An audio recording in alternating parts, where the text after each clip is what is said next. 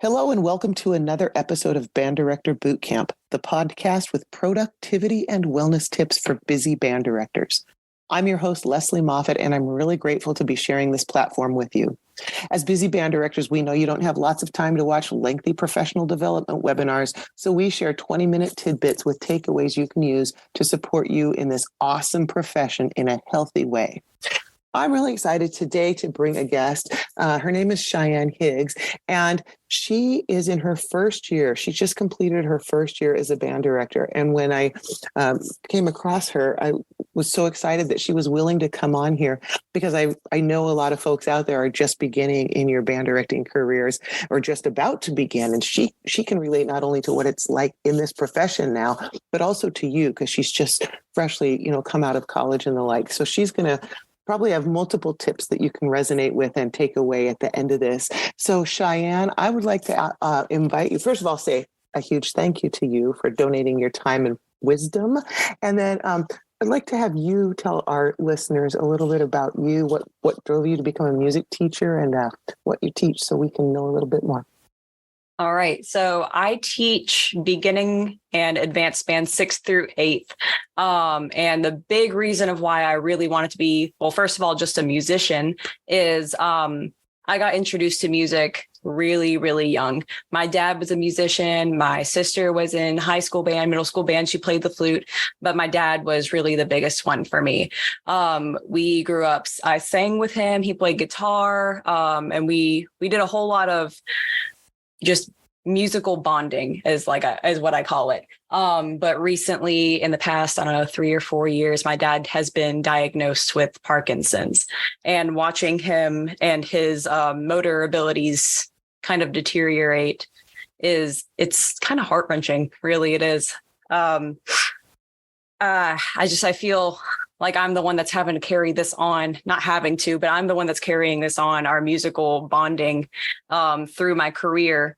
And a big reason why I wanted to be an educator of music is I wanted to be someone who introduced an amazing art form to kids, to high schoolers, to middle schoolers, to elementary school, whatever, I needed to teach. I wanted to be that insert for them. And you were telling me you thought you'd always wanted to go and teach the younger children at the very beginning, those little ones in the primary grades, and hadn't seen yourself as a middle school band director. So what did it feel like getting thrust into, this isn't what I thought I was going to do? How'd you figure out? I didn't want to teach middle school at the beginning. I was so terrified of being the person to introduce like their whole instruments that they're going to be playing for the rest of their lives or for the rest of their whatever musical career. I didn't want to be the person to introduce that. It's very intimidating. It's very overwhelming. I wanted to be the person to introduce music at a very young age, at like kindergarten through 5th grade, and be the person that my dad was for me. That's what I really wanted to do. But, wherever the job takes you is wherever the job takes you, really. And you did it. You took something on. Did you feel any imposter syndrome? What was that? Imposter syndrome, like you just wouldn't be good enough? Yeah, definitely. I went into this job. I'm like, all right, well, I'm going to teach middle school. I'm going to do the thing that I said that I was not going to be good at doing. And, sometimes you got to fudge your way through it a little bit, not going to lie. You obviously, as you go through your college life and you learn about, your methods classes, what to do. It's an intimidating thing to do just for the first time, really. So it's perfectly fine if you make mistakes. Like mistakes are a part of life. They're a part of how we learn, especially at this day and age, at this age where the children are in the 6th through 8th grade. They're super malleable. If you tell them one thing, I promise you it's going to go in their ear and right out the other. How many times have we told clarinets that B flat is first finger? The next day they're going to be playing B flat with their second finger. We all know that. And I think you're modeling when you're willing to make mistakes in front of your students and admit it. You're creating a safe space for your students because it's an art form. We don't want to, we want them to try new things. We want them to do that. So I think that, being vulnerable like that in front of your students and modeling, make a mistake, I got to go figure it out, and then come back the next day and do it again sends a huge life lesson to your students. Yeah, absolutely. It is a huge life lesson. Every time I make a mistake, which I do make mistakes, I'm human. We're all human, hopefully. But we all make mistakes, and in order for us to move past and become better band directors ourselves, we have to admit our mistakes. And even if that means admitting your mistakes to your kids. Yeah, they'll remember then. The next, they'll be like, oh. So, but that's pretty cool that you're willing to do this. One of the things I deal with a lot of people, and part of it is because I've been there myself, and the title of my first book is I Love My Job, But It's Killing Me. You, as a first-year teacher, have figured out something that took me 3 decades to figure out.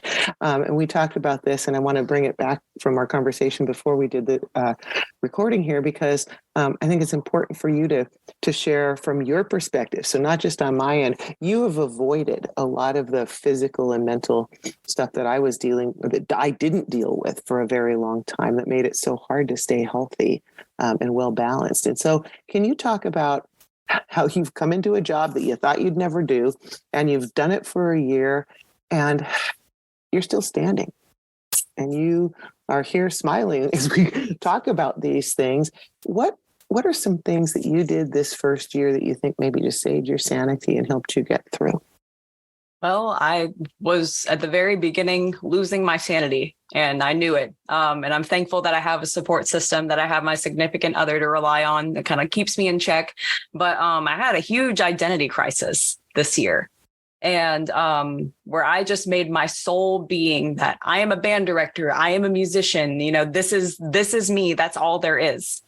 But I had to take a step back and look at myself and say, you are more than just Miss Higgs, the band director. You are more than just Miss Higgs, the musician, or Cheyenne, the musician. I had to take a step back and really evaluate who I was. And I took away from that I'm a fitness junkie. I love going to the gym. I love, just working out. That's one of my things. I am a cat mom. I have my cat, as we can see on Zoom in the background. I'm a crafty person. I'm an artist. I like to paint. I like to do lots of arts and crafts. I make bracelets. I make lots of other things. I do just something that keeps my time occupied. I love video games. I know I'm not the only one out here that loves video games, but I love gaming. I had to take a step back and really evaluate who I was and what I loved, and that I am more than just a band director. I am more than just a musician. For other people, it might be, oh, I'm a mom. I have to remember that I am a mom, or, oh, I have to remember that I am a daughter to somebody, or I am a son to somebody, or anything like that for relating to other people. Whereabouts in the school year did you come to that? How long had you been teaching before you just realized it was about excessive? 2 months into my career here. Wow, that was pretty quick. Yeah, I know. It came up whenever I had a kid just have the worst attitude with me, and they kind of made me question like, why are you questioning my expertise? I'm the one that went to school and stuff like that. So I had to go and talk to one of my mentors about it. And I felt really embarrassed about having to talk about a kid, questioned what I'm teaching, I know what I'm doing. I did this study for however long in college, and they're questioning it. And it's somebody who is a beginning, oh, I thought it was this, and, something like that. No, I had to sit back. I'm like, I know what I'm talking about. Then I talked to one of my mentors about it, and she's like, I had issues with this too. It's just a big part of you making sure that you identify as not just a band director.